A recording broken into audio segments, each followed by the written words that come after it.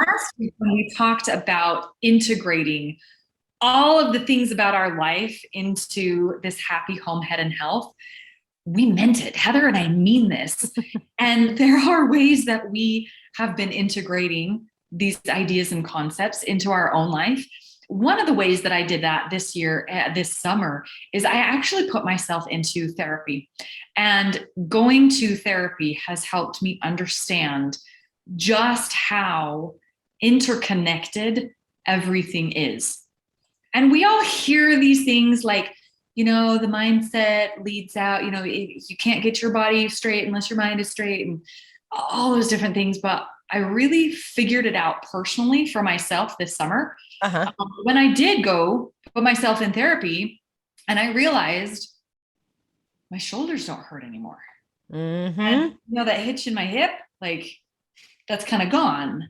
And the pressure is off for me to like stay on my kids and demand, absolute discipline from them. It's like I can back off a little bit because my mind is in the right place. Mm-hmm. Talk about integrating our home, head, and health.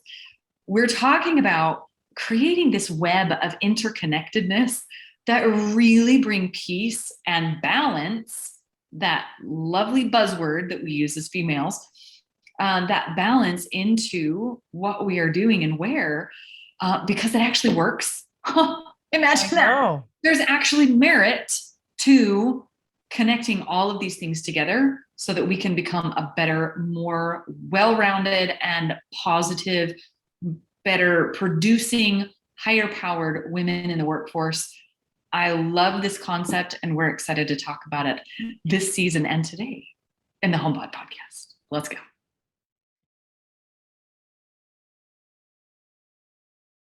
Awesome. I learned what's that? I did. I put myself in therapy, and I know that that's sometimes a lot of people are still kind of stuck on the concept of therapy. Therapy is very stigmatized. It should not Mhm. be, because whether you hire a therapist or a coach, you need somebody. Yeah. I hired a new coach this summer too. Yeah. Kind of for the same reason. And I've worked with other coaches before, and I've already, been down the mindset path a long way, but I don't know it all. And I certainly don't know me.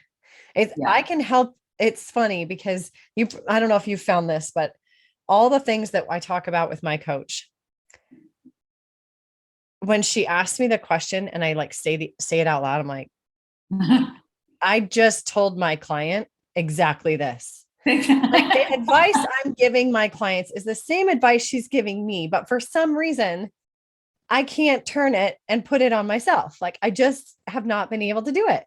So you need someone to talk to. You need someone to shine that mirror in your face and be like, hello, this is what's happening. And you're like, oh, oh, really? Okay. And, we always talk about how important, and I'm a huge believer of mindset and what's happening between your ears translating into physical ailments. I've battled my thyroid forever. Yes. Guess what? I found out is related to thyroid with regard to mindset. No way. Oh, now I'm really curious. What? Self-love. Really? Okay. Uh-huh. And more accurately, self-loathing and being too hard on yourself. Interesting. Hi, me. All day, every day, me. And as soon as I started working through that and giving myself a little grace and not expecting perfection out of myself every moment of the day, my blood work came back and my freaking thyroid is better. Like, that's come on. Phenomenal. I know. And we didn't figure it out until I told her. I was like, I'm so excited. My thyroid just finally came back. It's the first time in like forever. It's actually like a blip. It's like usually the flat line is like, we're alive. Yay. And she looked it up and she's like, yeah, thyroid self, all the stuff I was battling. I was like, wow. Okay. Because I know you're not supposed to expect yourself to be perfect. And I know you're supposed to love yourself and all these things, but I will be the first one to say, I have not always practiced that. Yeah. Well, It's and fun. my experience was similar. You know, I've always felt like a fairly confident person. Mhm. But I found out this summer that I had some really deep, long-seated issues with feeling like I'm not good enough. Uh-huh. Can demonstrate in perfectionism, which can demonstrate in a lot of different ways. And one of those ways is by closing off those emotional barriers and making myself really rigid Yep. and demanding and things like that. And so it was like, if I would have recognized that, like, I did not ever recognize it. If you would have asked me, you know, do you love yourself? Well, yeah. Like, Yeah. are you worthy? Are you worth a lot? You know, are you, it's Me like, yeah, too. Me too. absolutely. Mhm. But the mind didn't match up with the heart. Right. And so I had to connect the two together and convince them that they were on the same page Yeah. and we're okay with this and to move on. And I tell you what, it has been the most liberating thing that I've ever done, in that a lot of times in society and in business and in emotional realms, we're on one side of an extreme. And when we learn something different, we have a tendency to swing to the other side. It's Yeah. that pendulum swing. I'm the queen of over You're I right. am the queen of it. Yeah. But what the work that I've been doing on myself this summer has really brought, like, there was no pendulum swing. It really was, it brought me to center ground. It brought me That's so to awesome. neutral. And it's been absolutely wonderful. And it has opened up a lot of other possibilities that I would not have believed in myself enough to do. So Mhm. I hired a book coach because, you know, to me, writing a book sounded a little bit intimidating. So I hired a Yeah. book coach and she was like, ah, it's easy. Just do this, this, this, this. And I, you know, mind blown. It was amazing. Um, and so it just opens up more possibilities. Um, and I love the concept of talking to each other and discovering together, Mhm. because we have a tendency to be really, really hard on ourselves. When we learn something new, it makes us aware of what we didn't know. Yes. And it's like, oh, but think about it this way. If we're in a dark room, we don't see any light. Right. But as the sun starts coming up, like I got dressed to go to the gym one morning and it was light enough to just kind of see the outlines of everything. So I pulled out my workout clothes and I thought I had pulled out a gray t-shirt. Well, I get to the gym and I walk inside and it's like this bright neon orange shirt. Like, oh, that's not what I thought it was. All the difference that it made was a little bit of light. Yeah. So if we learn something, it's like turning up the dial on the light Yeah. switch just a little bit on our dimmer. And we can see, oh, we can see just enough to be like, oh, no, I don't want bright fluorescent orange. I want the gray. And my shoes were on the floor. I can go ahead and pick those up. And Don't one, you find that women like us though, when we do that, when we learn something that we were quote unquote doing incorrectly, yeah. right? I was loving myself incorrectly. I was viewing myself like that's how my brain does it. It's like you're doing it right or you're doing it Or wrong. you're That's how wrong. I'm Yeah. programmed. And so I instantly go into like beat myself up mode for not knowing what I didn't know. And it's like you have to give yourself some grace and go, okay, you're human. You don't come to this earth knowing all of the things. Nope. We are sponges, we are learners, we're constantly growing. And one of the biggest realizations I made was the type of person I am, I will never not be moving forward. Yeah. That's just not a thing. Like Yeah. even if I let off the gas pedal a little bit, I'm still always moving forward. I'm always learning. I'm always trying to do new things. I'm always challenging myself. And for a while, I was living in fear of if I don't have that pedal smashed to the ground going 1,000 miles an hour, I'm going to go backwards. Yeah.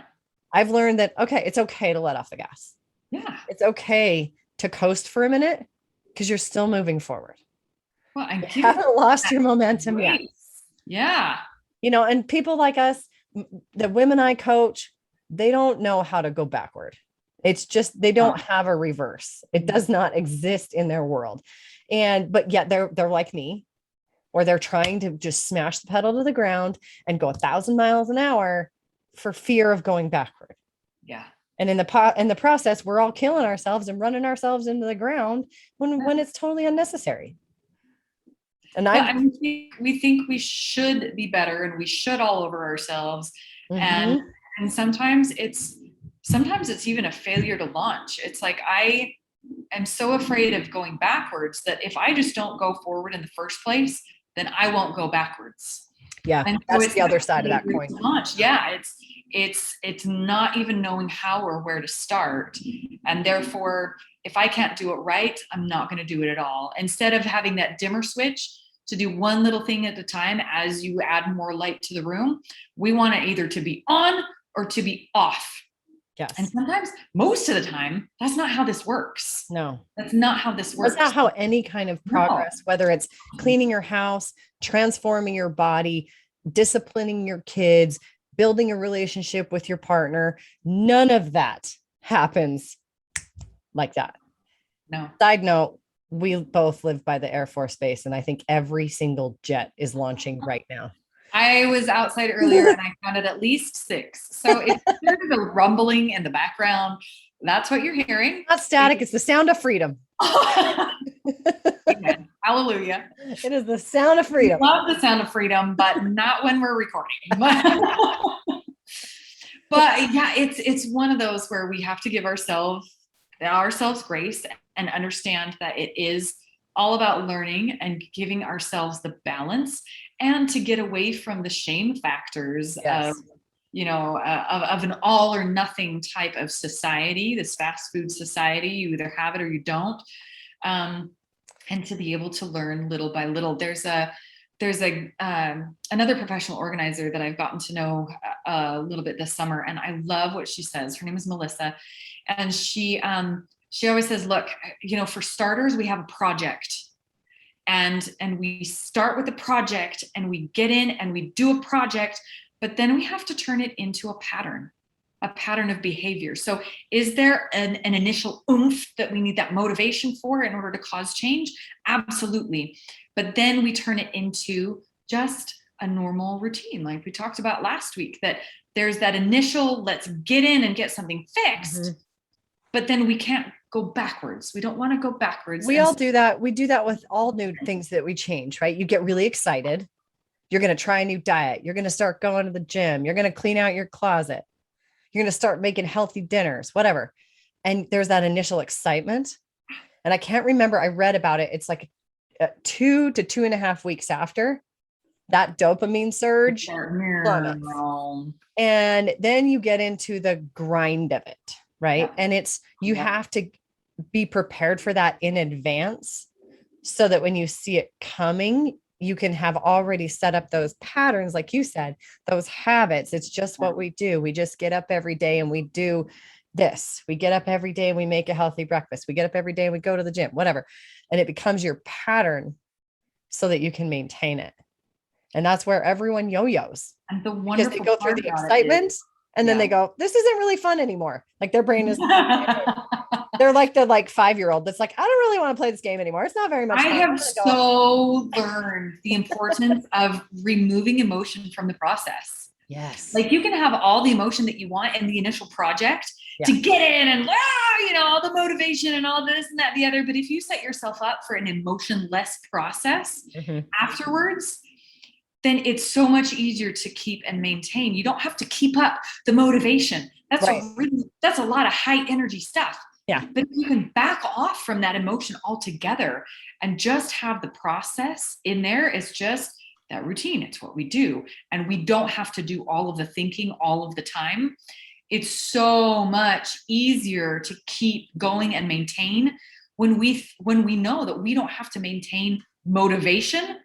We just have to have a process that does the thinking for us.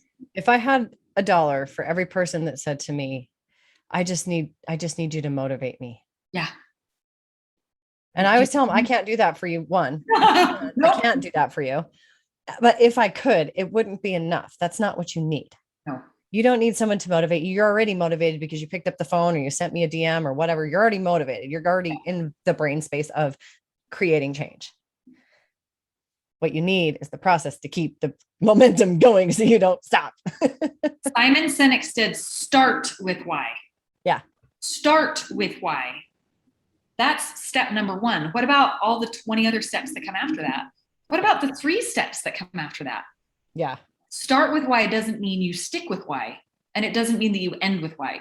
It means that you start with why. You start with the proper motivation, and then you plan and implement other things in order to be successful. And that's exactly what we want to do in the podcast season 3, is bring in people into this space to talk about different steps and different processes that is going to lead you to success. And again, we're going to really specifically integrate some really key people into these conversations, and then really be overt about how this fits in with our home and with our health. So Heather's going to tie in whatever our guest is saying about with physical fitness and mental fitness and food. I'm going to tie in with whatever our guest is talking about with home and organization and the mental process that we go through in our homes, in order to show that we don't have to think a full process in every aspect of our lives. This is all integrated together. And so if we learn one key principle in one area, chances are we can carry it over into other areas of our life and make it streamlined and simplified and so much more easy, and to remove that emotion from the processes that are going to be going on. So that's the goal of season 3, is to be able to do this for you, so you don't have to go down and hunt down all these other different conversations, that it's all integrated into one. Heather and I were talking before we started recording this, that I wish people taught history differently. When I got to college, I mean, this was after all of my high school, AP history classes and all that, and I got to college, and I was still learning the basic name, date, place, name, date, place. It's so stupid. And I called my dad one day, like, this little daddy's girl. Dad, I'm headed into a test and I have like 15 minutes before I head in. Will you just do like a brief synopsis of what happened between 1605 and 1850? And he could do that because my parents couldn't do that. He's kind of like that history buff. That's kind of what he does. But he said, this is what's going on over here at this time, but at the same time around the world, this is what's going on. And because those two happened together, then this happened, which led to the advent of this. And then this led from that. I couldn't say a word for 15 minutes because my jaw was on the floor of the causality of things happening together that created history. Have you ever seen the series The Men Who Built America? No, this sounds Ash, you got to watch it. It's on. I have the DVDs, I think, but you can watch it on Netflix or whatever. It is fascinating, and we loved it because of that.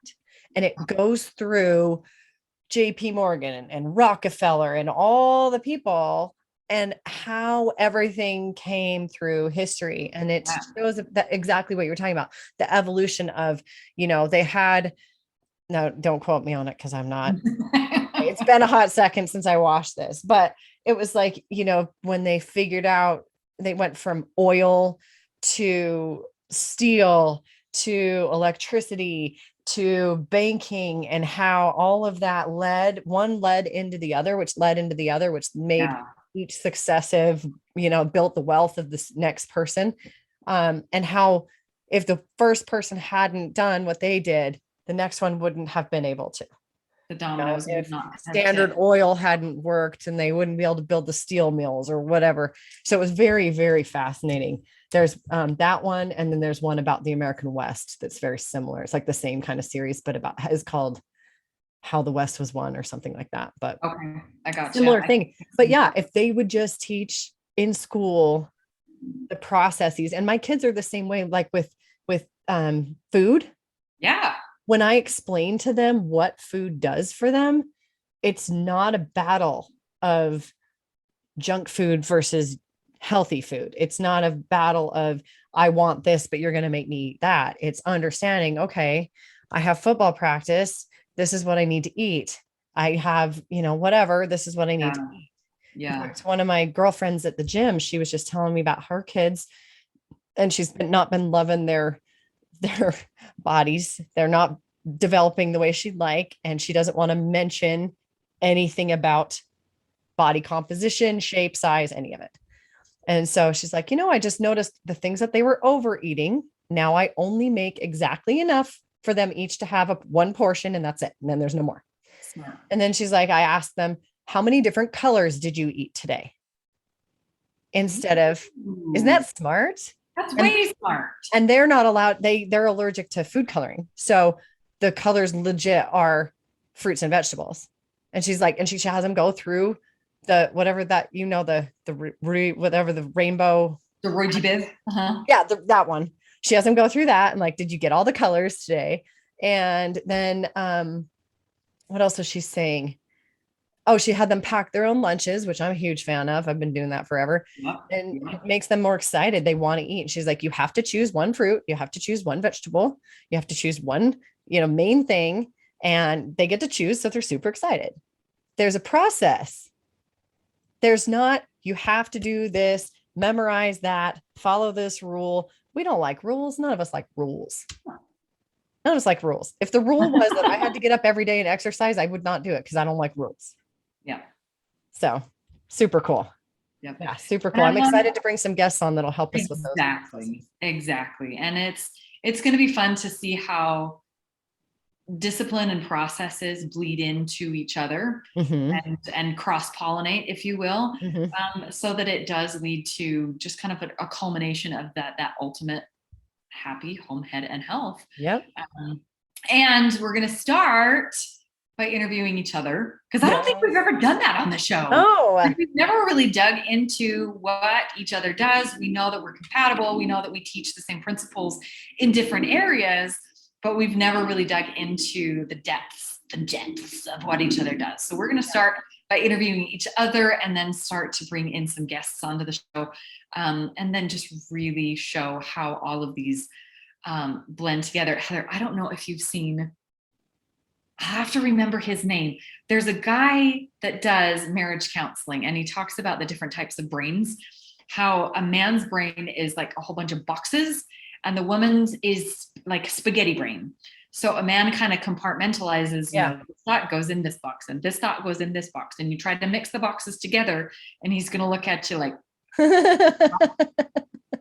but the woman's brain is all connected. This is connected over here and that's connected back there and that's connected to, just why our brains are going 110 miles an hour all the time. And so he calls us spaghetti brain. But if that's the case, let's use it to our advantage. Yeah. And let's not talk about it as a problem. Let's talk about it as this is really advantageous for us to be able to make the connections where other people might not be able to. Yeah. And to be able to clear out the mental clutter in our brains and stop trying to compartmentalize everything and say, oh, okay, if my brain tries naturally to connect everything, then let's show the brain how it actually is connected and use it to our advantage to clear out the clutter and to think of only one thing in all these different ways, rather than to try to think about the same thing in 15 different areas. And so, yeah, really looking forward. I didn't read that book, but I learned that concept from a stand-up comedian. No way. Yeah. I don't remember his name. I'm going to have to Google it, but I remember the name of the show was called Defending the Caveman. Nice. It was a one-man show. And he stood on stage basically and made fun of all of us and how we act based upon the caveman thing of the hunter or the gatherer. And he's like, that's why men can sit and stare at a TV and not hear or see anything else that's going around because they're hunting. They're like focused, and women are gatherers. And that's why they can keep track of 15 million things all at once. And it was very, very funny. I think I saw it in college. It was a long time ago. You're going to have to go look that up now. Yeah. I know. I wonder if it's on YouTube. So it's gotta be, right? It's gotta be. I am excited too. And I'm excited to dig in. Like we said, we've got a lot of guests. So make sure that you are inviting people to join the podcast, to subscribe, to join in. We're going to have a lot of fun this year, but we're hopefully going to be able to dig in even deeper, but keeping it short and sweet because we're busy people. We don't have time to sit down and listen to a 2-hour podcast. So we're going to keep them short and sweet. We're going to dig in as deep and as fast as we possibly can. and make those connections between what the speaker is bringing to the table and how it ties in with happiness in our home, in our head, and in our health, and all the way around to make us a more well-integrated people. So amen. So invite, comment, share, let us know what you're looking forward to the most, and we'll dig into it starting next week. All right. See you then.